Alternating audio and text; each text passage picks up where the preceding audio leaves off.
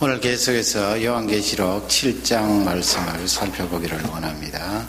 아마 이단들 가운데 이 요한계시록 7장을 자기들에게 적합하게 이용하고 활용하는 그런 이단들이 많이 있습니다.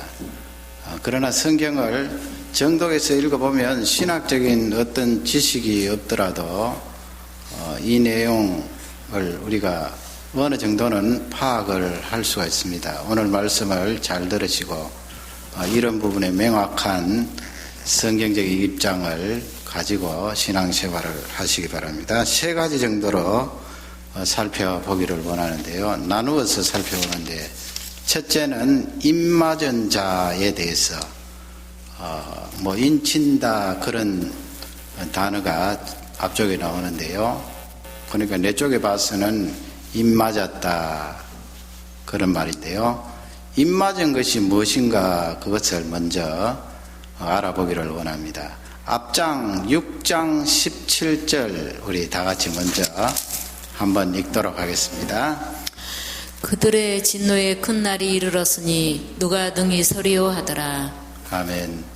그 진노의 큰 날 그렇게 나오는데, 첫째 인봉부터 여섯째 인봉까지 앞쪽에 네 번째 인봉까지는 사람이 죽고 인간성이 파괴되는 거지요.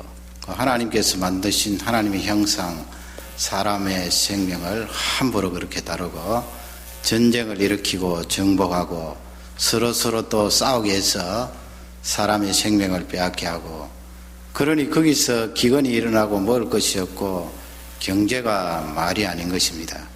네 번째 청황생 말에 들어가면 죽음 그 자체인데요. 다섯 번째 인봉으로 넘어가면 순교자들이 나오고, 여섯 번째 인봉은 지난 시간에 우리가 살펴본 대로 자연계에 재앙이 일어난다 하는 것을 살펴보았습니다. 그 큰 재앙들, 진노 앞에 누가 설 수 있겠느냐 그렇게 반문을 하는 내용이 나와 있습니다. 어떻게 그 큰 재앙들을 감당하겠느냐 이 말씀이 되겠지요. 이 말씀을 들을 때 우리 믿는 사람도 사실은 두려워지는 것이 맞는데요. 그 하나님께서 두려워하는 우리들을 향하여서 6장까지 여섯째 인봉까지 딱 그렇게 떼시고는 그 일곱째 인봉은 8장으로 훌쩍 넘어가고 7장은 막간이라 그러는데 거기 삽입이 이렇게 들어가는 것이 오늘 내용이 되겠습니다. 그러면 왜 하나님께서 바로 일곱째 인봉이 떼어져서, 일곱째 인봉 떼면은 뭐가 나온다 그랬습니까? 첫 번째 나팔이 불려진다고 그랬는데요. 그 나팔 재앙은 일곱 번째 인봉에 담겨져 있는 거거든요. 왜 하나님께서 바로 일곱 번째 인봉을 떼시지 않고 중간에 이렇게 삽입을 하셨는가? 그것은 두 가지예요. 그 하나님의 백성들에게는 위로지요, 위로. 이렇게 자연의 재앙이 일어나고 전쟁이 일어나고 기근이 일어나고 사람들이 서로 인심이 흉흉하여서 생명을 빼앗고 이런 일이 일어났더라도 하나님의 백성들은 요동하지 말아라, 흔들리지 말아라, 위로를 하는 그런 말씀이 되겠습니다. 그 얼마나 큰 위로예요. 그러니 이 요한계시록 7장은 우리 믿는 사람들에게 큰 위로를 주시는 그런 말씀이 되고요. 믿지 않는 사람들에게는 어떤 말씀인가요? 얼핏 우리가 생각하면 믿지 않는 사람은 당연히 하나님을 무시하고 하나님을 예배하지 않으니까 당장 멸망을 당해야 될 것 아닌가, 그렇게 생각할지 모르지만 우리 하나님은 그토록 오래 참으시고 자비가 많으시기 때문에 7장을 보면 너희들 회개하고 돌아오라는 메시지예요. 이제까지 나를 믿지 않고 예배하지 않았더라도 이런 무시무시한 재앙들을 듣고 나에게 회개하면 이 7장에 나와 있는 사람들처럼 구원을 받을 수 있다 하는 내용이에요. 이게 얼마나 좋은 메시지입니까, 여러분? 하나님께서 우리 사람들을 향하여서 막 그냥 밀어붙여서 두렵게 하고 떨리게 해서 견딜 수 없도록 만드는 것이 아니고 위로도 주시고 믿지 않는 백성들에게는 돌아올 수 있는 기회도 주시는 그런 좋으신 하나님이에요. 우리 하나님은 믿지 않는 백성들도 하나님 앞에 돌아와서 회개하고 하나님 자녀 되기를 바라시는 것입니다. 그러면 이제 7장으로 들어가서 1절, 2절, 3절을 보면서 입맞은 것이 무엇인가 살펴보는데요. 먼저 1절을 우리 다 같이 한음성으로 받들겠습니다. 이 일 후에 내가 내 천사가 땅 내 모퉁이에 선 것을 보니 땅의 사방에 바람을 붙잡아 바람으로 하여금 땅에나 바다에나 각종 나무에 불지 못하게 하더라. 예, 바람이 나오고요. 내 천사가 나오지요. 내 천사가 내 모퉁이에 땅 사방에 있었다는 말씀은 이 땅 전체를 말씀하고 있고요. 바람을 붙들고 있다 그랬는데, 붙잡고 있다 그랬는데, 붙잡고 있다는 말씀은 요동하지 않도록 굳건히 잡고 있다는 그런 말씀이 되겠습니다. 그러면 거기서 바람이 무엇일까요? 이제 성경 전체에 보면은 또 지금 7인봉을 쭉 떼시는 그 과정에 이 삽입이 들어갔으니까 아마 우리가 짐작하기는 쉬워요. 그러나 성경에 보면은 이 바람이 일어날 때 어떤 일이 발생했는가? 왕상 19장 11절 말씀에 가면은 엘리야 선지자가 이제 하나님을 뵙게 되는데 말이죠. 하나님께서 이렇게 임재하셔서 싹 지나가시는데 그 지나가시기 전에 강한 그런 바람이 일어납니다. 하나님께서 우리 눈으로는 하나님의 살아계심을 볼 수는 없지만은 실제 실존하신 분이니까 그분이 임재하셔서 지나가실 때 현상이 일어날 거 아니에요.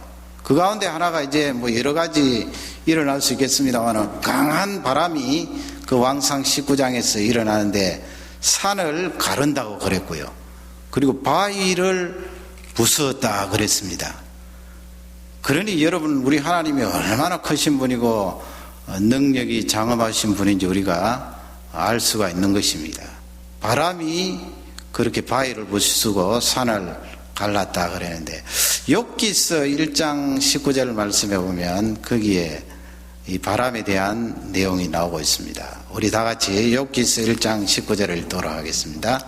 거친 들에서 태풍이 와서 집 내 모퉁이를 치매 그 소년들 위에 무너짐으로 그들이 죽었나이다.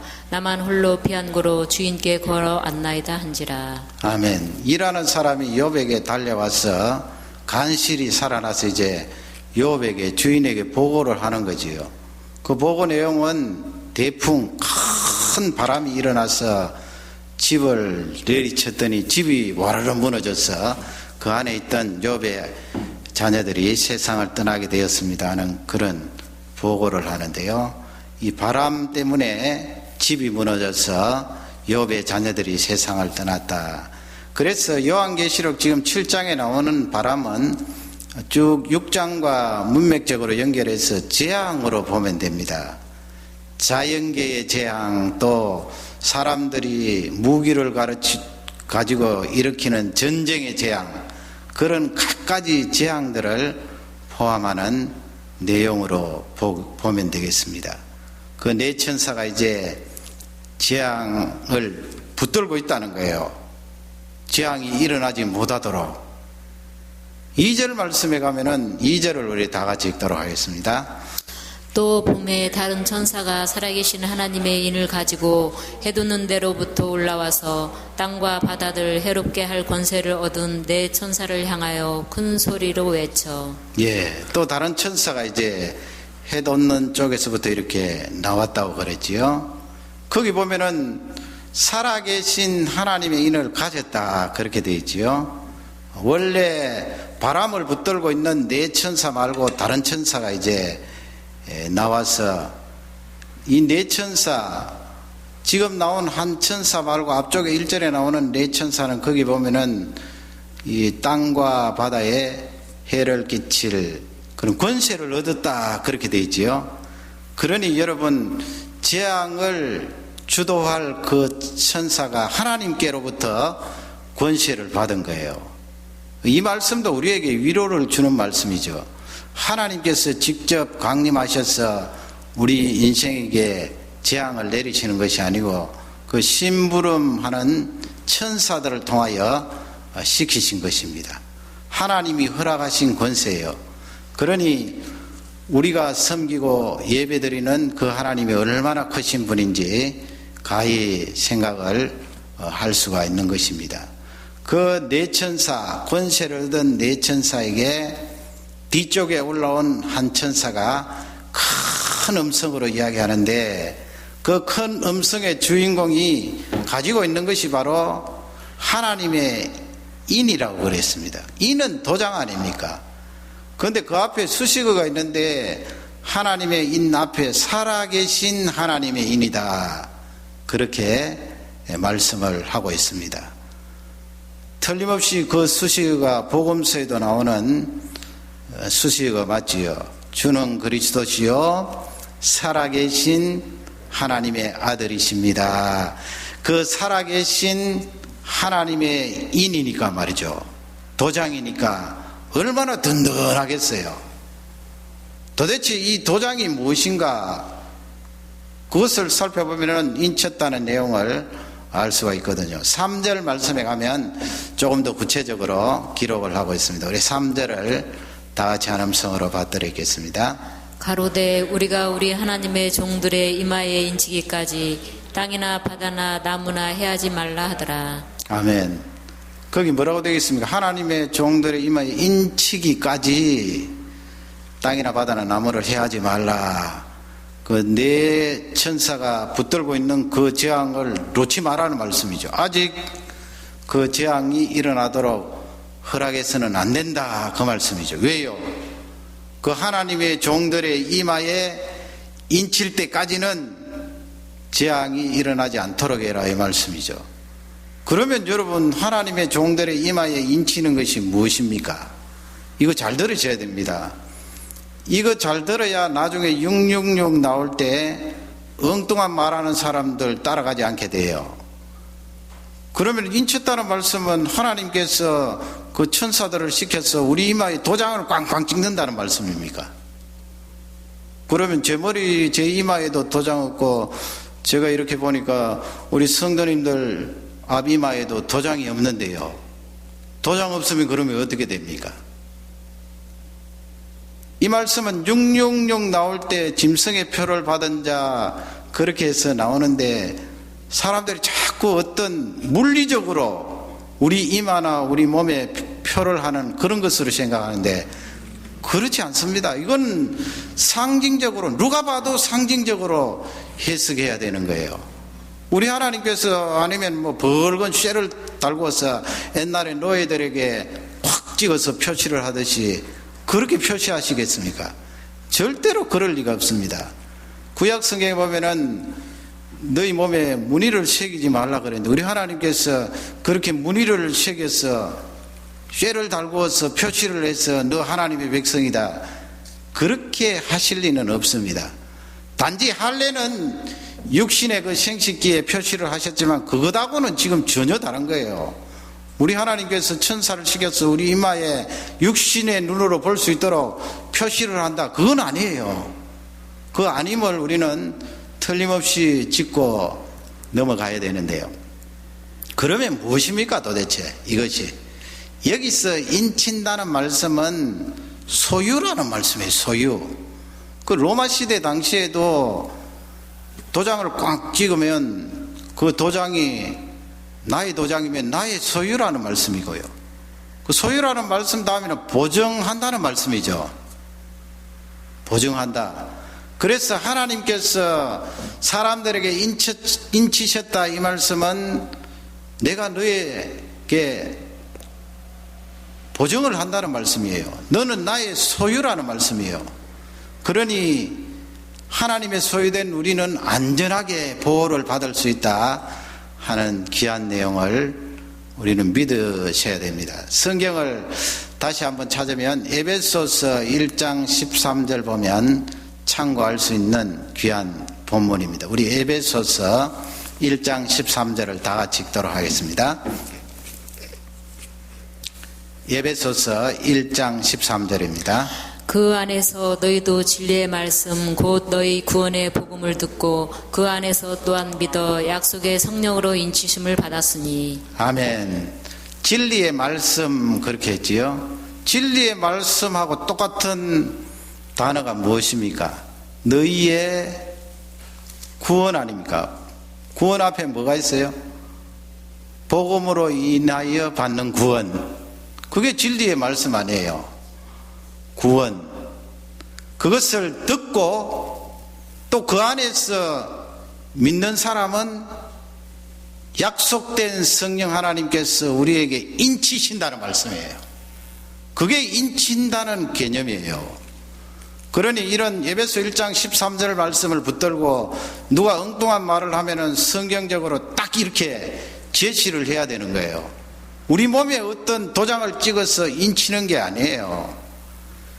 예수 그리스도의 그 복음을 듣고 내 행위가 아니고 예수님의 십자가, 그분이 나의 죄를 위하여 죽으시고 나를 의롭다 하시기 위하여 살아나신 그 부활의 소망을 받아들이고 믿으면 하나님께서 약속하신 성령 하나님으로 우리에게 인치시는 거예요. 그 인치시는 것이 뭐예요? 성령, 그 크신 성령 하나님께서 우리에게 오셔서 너는 내 소유다 그러시는 거예요. 너는 내 것이야. 그러면 네가 불 가운데 지날지라도 물 가운데 들어갈지라도 불이 너를 사르지 못하고 물이 너를 음몰치 못할 것이라. 내가 너를 구속하여 불렀나니 너는 내 것이라. 이스라엘아 그렇게 부르시는 거 아니에요. 그게 바로 인치시는 거예요. 그러면 하나님 아버지 내가 그 인침을 받았습니까? 여러분 받았는지 안 받았는지 어떻게 압니까? 내 속에 증거가 있잖아요. 성령 하나님이 내 속에 계시면서 증거해 주시는 그 증거가 있어요. 그 증거를 가진 자는 인침을 받은 자예요. 약속하신 성령 하나님께서 오셔서 나에게 인쳐 주셨기에 2000년 전에 오신 그 예수님 십자가의 보혈을 믿을 수 있고 그분이 부활하신 그 부활을 내가 받아들이고 그분의 재림을 기다리고 소망하면서 하나님을 바라보니 하나님 나는 인침을 받은 존재입니다. 그렇게 고백할 수 있는 줄 확신합니다. 우리 인침 받은 하나님의 백성들이 하나님 앞에 나와서 이렇게 말씀을 듣고 예배 드리는 줄 확신합니다. 왜 이렇게 아멘이 없습니까? 우리 아멘을 적지만 좀 크게 하시고요. 두 번째로 이제 인침을 받은 자의 그 숫자가 거기에 나오잖아요. 4절에 나와요. 거기 숫자 보면은 잘 아시는 대로 14만 4천 그렇게 나오는데요. 우리 4절 말씀을 크게 받들어 읽도록 하겠습니다. 내가 입맞은 자의 수를 들으니 이스라엘 자손의 각 지파 중에서 입맞은 자들이 14만 4천이니 14만 4천 나오지요. 그래서 많은 이단들이 이 14만 4천이라는 숫자를 가지고 어떻게 유용을 합니까? 자기에게 오지 않으면 14만 4천 명에 들어갈 수 없으므로 구원이 없다 그러지요. 그 잘못된 말이죠. 어떻게 예수님께서 이 세상에 오셔서 그 크신 분이 십자가에 죽으시고 부활하셨는데 달랑 14만 4천 명만을 위하여 죽으셨겠어요? 그렇지 않습니다. 그건 우리가 신앙적인 상식으로 생각해서 해도 잘못된 거예요. 14만 4천 명만 되겠습니까? 그러나 많은 이단들은 그것을 이용을 하고 있습니다. 내한테 들어와야 나를 따르고 나를 믿어야 14만 4천 들어와서 구원함을 받을 수 있다. 그 사람들은 아예 예수 그리스도 이름은 빼버리죠. 자기가 그 예수님 이름을 가지고 그렇게 선언하고 사람들을 유혹하는 줄 압니다. 그러면 오늘 이 14만 4천이 주는 의미가 무엇인가 그것을 본문을 통해 조금 살펴보기를 원합니다. 5절부터 이렇게 쭉 보면은 거기에 12,000에서 이스라엘 12지파가 나와요. 12지파요. 5절부터 나오는데 그렇게 12,000 곱하기 12지파니까 12하면 14만 4천이 되는데 이걸 문자적으로 이제 해석한다는 말씀이에요. 그 이단들이 문자 그대로 14만 4천이다. 그리고 또 이 신학 가운데 세대주의라고 하는 신학이 있는데 그 신학자들은 여기에 나오는 14만 4천은 이스라엘 백성들, 실제적으로 혈육적인 이스라엘 백성들이 구원함을 받는 숫자를 말한다. 그것도 문자적으로 본 거예요. 14만 4천.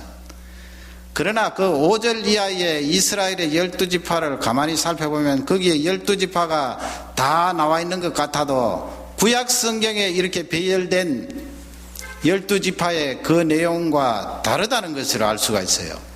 다른 것을 몇 가지 그렇게 끄집어내기를 원합니다. 첫 번째는 5절에 보면은 어느 지파가 가장 먼저 나옵니까? 유다 지파가 가장 먼저 나와요. 원래 그 구약 성경의 창세기 35장이나 아니면 신명기 33장에 보면은 이 이스라엘 12지파를 배열할 때 어느 지파가 가장 먼저 나와야 돼요? 장자지요, 장자. 장자 누굽니까? 르우벤 지파. 르우벤 지파가 가장 먼저 나와야 되는데 요한계시록 7장에는 5절에 유다 지파가 가장 먼저 나와요. 이것은 문자적으로 구약에 나오는 이스라엘 백성들의 그 혈통이나 또 14만 4천 문자적으로 해석하면 안 된다는 것을 우리에게 알려주고 있어요. 유다가 가장 먼저 나오는 이유가 뭐예요? 여기 14만 4천이라는 그 사람들은 유다 지파와 연관이 있다는 말씀이죠. 구약 성경에 나오는 유다 지파와 연관이 있다는 말씀이 아니고요. 이 14만 4천 명에게 은혜를 베푼 예수 그리스도와 연관이 있다는 말씀이에요. 유다 지파의 후손을 통하여 예수님께서 이 세상에 오셨기 때문에 그분이 다윗의 후손 아니에요. 유다 지파의 후손 아니에요.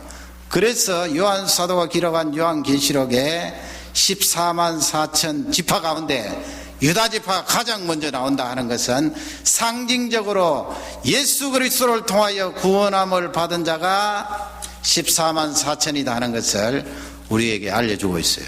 그 다음에 살펴볼 것은 단 지파가 빠져버렸어요. 이 단 지파 생각하면 여로보암 왕을 생각할 수 있지요.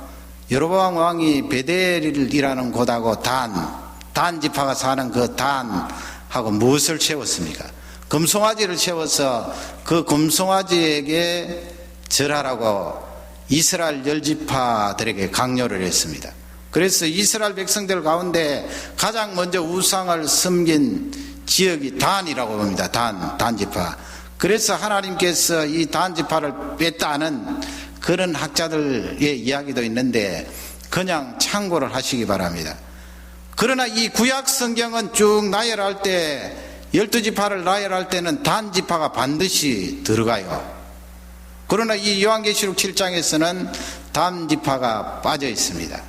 그 다음에 또 살펴볼 것은 요셉 지파는 여러분 구약 성경이 이렇게 나열할 때 지파들을 나열할 때 어떻게 들어가는 거예요? 요셉 지파 들어봤습니까? 요셉 지파는 없어요. 뭐가 있는가? 요셉의 두 아들들이 있잖아요. 므낫세 장자, 그 다음에 에브라임. 그래서 요셉 지파라고 그러지 않고 므낫세 지파, 에브라임 지파 그래요. 상당히 강성한 족속들이죠. 그렇게 하면 13지파가 되잖아요. 원래 요셉이 들어가면 12지파가 되는데 요셉 대신에 2지파가 들어갔으니까 13지파가 되는데 한 지파를 빼버리잖아요. 빼버린다는 것은 총회에서 내어 쫓는다는 말씀이 아니고 그들의 직분과 하는 사역이 귀하기 때문에 별도로 구별하는 거예요. 그 지파가 어느 지파입니까? 레위 지파예요. 그래서 이스라엘 백성들이 12지파를 쭉 나열할 때는 레위 지파는 계수에 들어가지 않아요. 들어가지 않고 므낫세 에브라임 지파가 2지파가 들어가기 때문에 12지파가 되잖아요.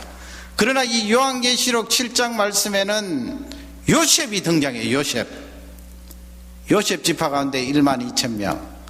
그 다음에 에브라임은 빼버려요.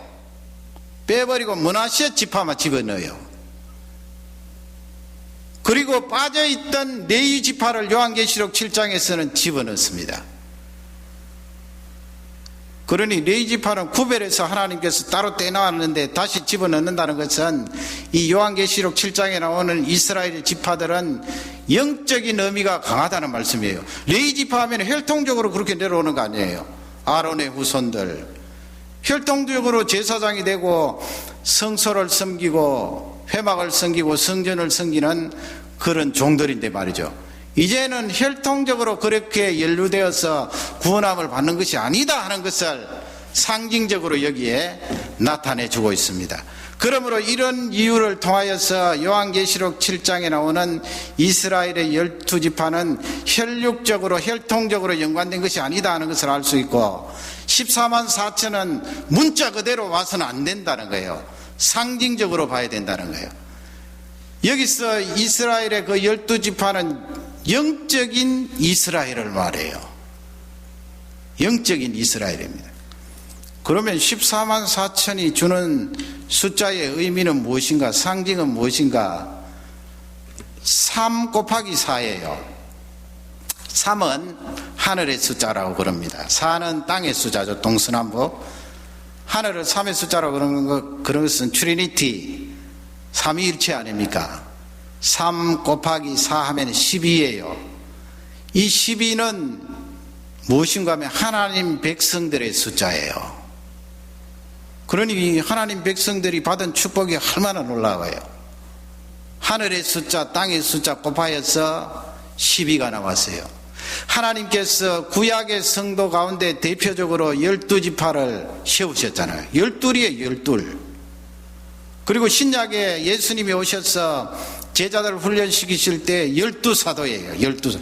그건 이렇게 숫자적으로 의미가 있기 때문에 하나님께서 그렇게 제자들을 삼고 이스라엘 12지파를 세웠던 것입니다. 그러니까 12가 나와요. 그 12에다가 다시 12를 곱한 거예요. 꽉 차 있지 않습니까?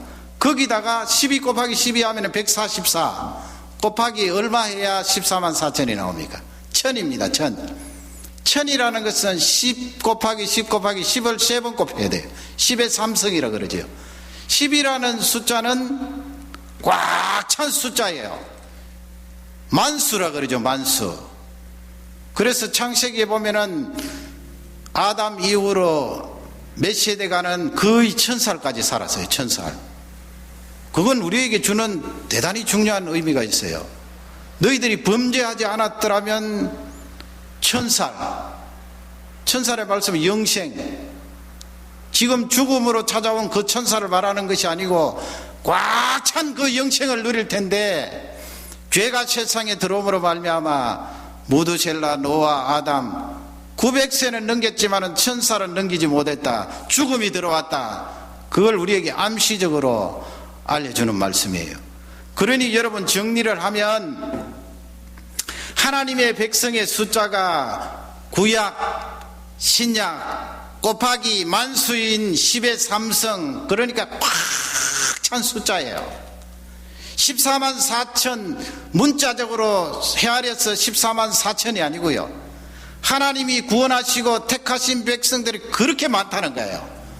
꽉 찬 숫자예요. 이것을 꼭 잊지 말고 기억하시기 바랍니다.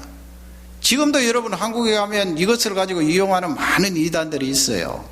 확실하게 붙들고 그것이 아니다 변정하고 물리칠 수 있기를 주님의 이름으로 부탁드립니다. 마지막 세 번째로는 이제 그러면 그 14만 4천에 들어갈 수 있는 사람이 누구인가 그걸 알아야 되겠지요. 그 뭐 자기들이 어떤 그런 교리를 세워놓고 여기 안 오면은 14만 4천에 들어오지 못해서 구원이 없다 그렇게 말할 때 우리는 성경을 가지고 틀림없는 그 구절을 제시하고 내 마음속에 그 말씀이 담겨져 있어야 되는 것입니다. 어떤 사람이 14만 4천에 들어올 수가 있나요? 여러분 우선 제가 앞쪽에 해석한 대로 그 많은 꽉 찬 숫자이기 때문에 내가 하나님의 은혜로 들어갈 수 있겠구나 확신과 안위가 필요합니다. 들어갈 수가 있어요. 그러면 구체적으로 성경 구절을 통하여 어떤 사람이 들어갈 수가 있나? 9절을 우리 다 같이 받들어 있도록 하겠습니다. 이 일 후에 내가 보니 각 나라와 족속과 백성과 방언에서 아무라도 능히 셀 수 없는 큰 무리가 흰옷을 입고 손에 종려 가지를 들고 보좌 앞과 어린 양 앞에 서서. 아멘. 여러분 그 9절 말씀만 봐도 문자적으로 해석해서는 안 된다 하는 것을 알 수가 있죠. 거기 어떻게 나오면 나라가 나오고요, 족속이 나오고 트라이버스, 또 뭐가 나오면 백성들 나오고 피플스, 그 다음에 텅스 나오잖아요. 방언들. 그 방언들은 무엇인가 도대체? 각종 언어를 가진 사람들 이 말씀이에요. 그런데 뭐 이 14만 4천을 가지고 유대인들이 구원함을 받을 숫자에도 그렇게 해석하면 안 되죠. 거기 어디에 유대인들이라고 되어 있나요? 각 나라, 모든 나라에 모든 나라, all nations, 모든 족속들, 모든 백성들, 각기 다른 말을 하는 방언을 가진 사람들이라도 이 14만 4천에 들어올 수가 있다. 그러므로 인종차별은 하나님 앞에 아주 잘못하는 거예요. 피부 색깔을 가지고 사람을 차별하고 또 뭐 가졌다 안 가졌다, 못 산다 잘 산다, 그것을 가지고 비교하고 차이를 두는 것은 하나님 앞에 잘못하는 것이거든요. 여러분, 우리 한국 사람이 예수님을 믿는 숫자가 많다고 해서 우리가 그것을 자부심으로 가지고 하나님 앞에 감사하는 것은 좋은데, 다른 민족과 차별을 하고 다른 민족을 몹쓸 민족으로 말한다면 그것은 잘못이에요. 왜냐하면 하나님께서는 모든 족속 민족들이 하나님 앞에 나올 수 있도록 복음의 문을 활짝 열어놓으셨어요. 그러기에 복음이죠. 그것을 지금 말씀하고 있는데, 그 다음에 뭐라고 되어 있어요? 아무라도 능히 헤아릴 수 없다고 그랬습니다. A great multitude which no one could number. 아무라도 헤아릴 수 없다고 그랬어요. 14만 4천을 헤아릴 수가 있어요. 왜냐하면 예수님께서 500여의 기적을 행하실 때 남자만 5천이더라, 그렇게 정확하게 숫자가 나왔는데 어떻게 그렇게 고대에 5,000명이라는 숫자를 헤아릴 수가 있었나? 제자들이 그랬잖아요. 그 마가복음 기록에 보면은 100사람씩 그룹을 만들고 50사람씩 그룹을 만들어서 쭉 그렇게 둘러앉게 했는데 금방 헤아리잖아요. 50사람 모인 그룹 몇 개, 100사람 그룹 몇 개 딱 헤아리면 5,000명, 남자만 5,000명 딱 나오는데 14만 5천도 헤아릴 수 있어요. 왜 못 헤아려요? 성경이 주시는 것은 14만 4천은 아무라도 능히 셀 수 없는 그런 엄청난 숫자라는 것을 우리에게 알려주고 있습니다. 10절 말씀을 다 같이 읽도록 하겠습니다. 큰 소리로 외쳐 가로되 구원하심이 보좌에 앉으신 우리 하나님과 어린 양에게 있도다 하니. 아멘. 그 말씀에 보면은 14만 4천에 들어갈 수 있는 사람이 누구예요? 그 하나님 보좌 앞에 있는 그 14만 4천 그 사람들이 어떻게 하고 있습니까? 구원하심이 우리 앞에 있는 보좌에 앉아 계시는 우리 하나님이라고 그러죠. 우리 하나님, 우리 하나님과 어린 양에게 있도다. 신앙 고백을 하는 거죠. 하나님, 구원의 길은 다른 길로 얻는 것이 아니고 오직 성부 하나님의 사랑과 그분이 보내신 어린 양 대신 예수 그리스도로 말미암아 이 놀라운 구원을 받을 수가 있나이다. 지금 그 고백을 하는 사람이 결국 14만 4천에 들어간다는 말씀이에요. 성경 말씀이 정확하지 않습니까? 하나님, 나의 구원은 어린 양 예수 그리스도로 말미암아 받을 수가 있습니다. 나의 지식이 아닙니다. 나의 노력이 아닙니다. 오직 어린 양 예수 그리스도로 말미암아 14만 4천에 들어갈 수가 있나이다. 그런 고백이에요. 13절 말씀을 또 다 같이 읽겠습니다. 장로 중에 하나가 응답하여 내게 이르되 이 흰옷 입은 자들이 누구며 또 어디서 왔느냐? 장로 중에 하나가 그렇게 물었죠. 요한 사도에게. 누구냐 도대체 이 흰옷 입은 자들이. 그리고 어디서 왔느냐. 그러니까 이제 14절 말씀에 요한 사도가 대답하고 뒤쪽에는 그 물었던 장로가 이제 답을 주는 내용이에요. 우리 14절 말씀을 다 같이 읽도록 하겠습니다. 내가 가로되 내 주여 당신이 알리이다 하니 그가 나더러 이르되 이는 큰 환란에서 나오는 자들인데 어린 양의 피에 그 옷을 씻어 희게 하였느니라. 아멘. 정답이 거기 있잖아요. 14만 4천에 들어갈 수 있는 사람은 어린 양의 피에 그랬습니다. 6월절 어린 양 대신 예수 그리스도, 그 어린 양이 되셔서 십자가 위에서 흘리신 그 피에 옷을 씻은 자, 그 자가 14만 4천에 들어갈 수 있음을 우리에게 말씀하고 있습니다. 그러므로 여러분, 이 14만 4천에 교주의 이름으로 들어가는 것이 아니고요, 예수 그리스도의 보혈로 말미암아 들어간다는 확실한 이 복음의 메시지를 놓치지 마시기 바랍니다. 성경에 뭐 요한계시록 다르고 사복음서 다르고 그런 것이 아니고요, 사복음서에서 예수님이 말씀하셨던 그 진리나 사도 바울이 바울 서신에서 말씀하셨던 그 복음의 진수나 요한 사도가 요한계시록 기록한 복음의 핵심이나 다 똑같은 거예요. 예수 그리스도의 피로 말미암지 않고는 하나님 앞에 죄 용서함 받을 자가 없는 것입니다. 14만 4천에 들어갈 수가 없는 거예요. 예수 그리스도의 피로 말미암아 옷을 빨고 그분의 보혈의 능력으로 하나님 앞에 설 수 있는 줄 확신합니다. 히브리서 13장 12절에 보면 거기에 이 부분에 대해서 더 명확히 알 수 있는 내용이 나와 있습니다. 다 같이 우리 한번 봐드리겠습니다. 그러므로 예수도 자기 피로서 백성을 거룩케 하려고 성문 밖에서 고난을 받으셨느니라. 예수님께서도 우리 백성들을 거룩하게 하시려고 성 바깥에서, 성 밖이란 말씀은 버림받았다는 거지요. 저주받았다는 것입니다. 우리 백성들을 거룩하게 하시기 위하여 무엇으로요?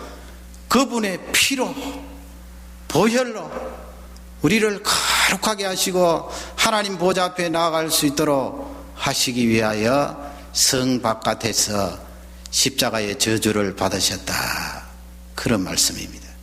이 확실한 믿음과 고백이 있으면 우리는 14만 4천에 포함되는 줄 확신합니다. 오늘 마지막으로 17절 말씀을 다 같이 한번 받들어 읽도록 하겠습니다. 이는 보좌 가운데 계신 어린 양이 저의 목자가 되사 생명수 샘으로 인도하시고 하나님께서 저희 눈에서 모든 눈물을 씻어주실 것이미러라. 아멘. 예수님이 우리의 목자가 되신다고 말씀하셨죠. 그분이 목자가 되셔서 우리를 생명수 강으로 인도하시니 여러분, 그분이 인도하시면 완전합니다. 조금도 흠이 없습니다. 완벽합니다. 우리를 인도하셔서 우리의 눈에 흐르는 눈물을 닦아주시고 그 영원한 세계에서 어린 양으로 말미암아 구원함을 받은 것을 영원토록 노래하는 복된 존재입니다. 이 말씀이 우리 속에 늘 자리 잡아서 믿음으로 승리하시며 이 복음의 메시지를 믿지 않는 많은 영혼들에게 전하는 능력의 종들이 되시기를 주님의 이름으로 축원합니다. 우리 다 같이 기도하겠습니다. 말씀을 생각